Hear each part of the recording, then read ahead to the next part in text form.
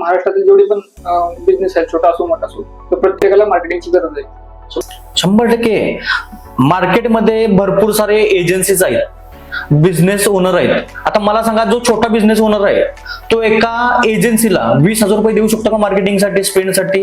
नाहीये. Service fee 20,000, marketing spend 20,000, 40,000 रुपये झाले. एक स्मॉल बिझनेस ओनर करू शकतो का? नाही करू शकत आहे. मग स्मॉल बिझनेस ओनरनं जर ते स्किल शिकला स्वतःच्या बिझनेससाठी, आणि स्वतःच्या बिझनेसला त्याच्यापेक्षा बेस्ट कोणीही ओळखू शकत नाही, त्याने जर त्या गोष्टी शिकल्या आणि त्या जर इम्प्लिमेंट केल्या, म्हणजे वन टाइम जर क्लास केला त्याने, तर पुढच्या 2-3 महिन्यामध्ये त्याचा क्लास होतोय. क्लास झाल्यानंतर तो आयुष्यभर त्या गोष्टी इम्प्लिमेंट करू शकतो आणि लाईफ टाइम साठी त्याचा बेनिफिट भेटतोय. म्हणजे वन टाइम इन्व्हेस्टमेंट आहे त्याची आणि लाईफ टाइम त्याला काही त्याचा फायदा आहे.